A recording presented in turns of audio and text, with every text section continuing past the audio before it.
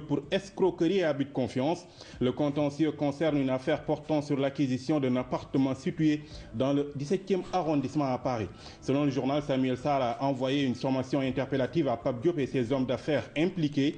L'ancien ministre de l'Énergie réclame donc 1 milliard de francs CFA au président du Sénat. Nous restons avec Pape Diop qui déclare à la une de l'Observateur « Oui, je m'appelle Moustapha Diop ». C'est pour répondre à Maître Abdoulaye Wade qu'il a accusé lors de sa conférence de presse d'usurpation d'identité.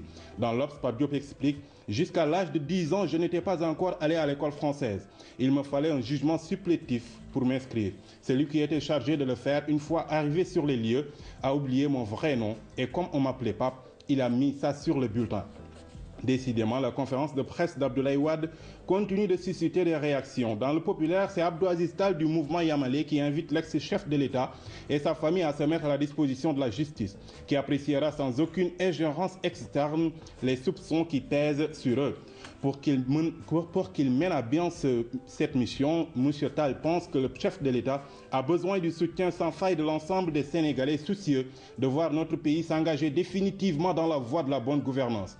Les millions et avantages qui font courir les députés, c'est le titre qui barre la une de Walfadjri. Un salaire mensuel dont le plancher est à 2 millions, un véhicule de fonction et 1000 litres de carburant. Le statut de membre de bureau de Parlement a de quoi susciter donc des convoitises. Si l'on en croit toujours le quotidien Walf, les présidents de commission et vice-présidents de groupe ou députés élus au Parlement sous-régionaux, comme celui de la CEDEAO, ont également un traitement que leurs collègues simples parlementaires leur envient. Des députés simples qui ont droit à l'image de leur père du Sénat, à 150 litres de carburant, un passeport diplomatique et un véhicule de type 4x4. Toutes choses qui font dire à Walfadjri que l'Assemblée nationale aiguise des appétits. La presse de ce matin revient également sur le pèlerinage marial de Popenguine et Sud Quotidien titre sur les propos de Monseigneur Ernest Sambou qui demande aux hommes politiques de servir le peuple et non se servir.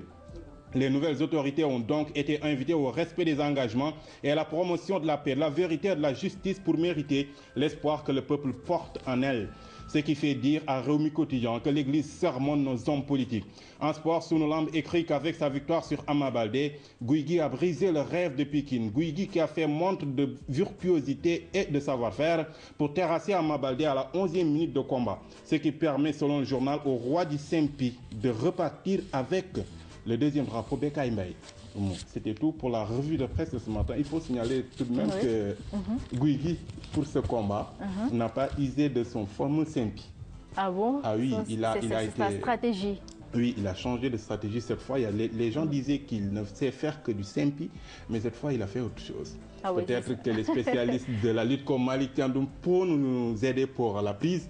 Mais il a fait autre chose que du Ils se prennent toujours ces lutteurs. Hein? Ah oui, bien sûr. C'est de bonne guerre, je pense, hein, les stratégies pour pouvoir combattre son adversaire. Oui, oui, parce que les gens le donnaient quand même pour quelqu'un d'assez limité pour arriver venir à bout de son adversaire, Ama Baldé, qui est très futé aussi. Hein. Mais bon, il a fini par faire la différence. En tout cas, alors, Abdoulaye Sinkéré, tu restes avec nous. On va marquer une courte pause avant d'accueillir Massamba.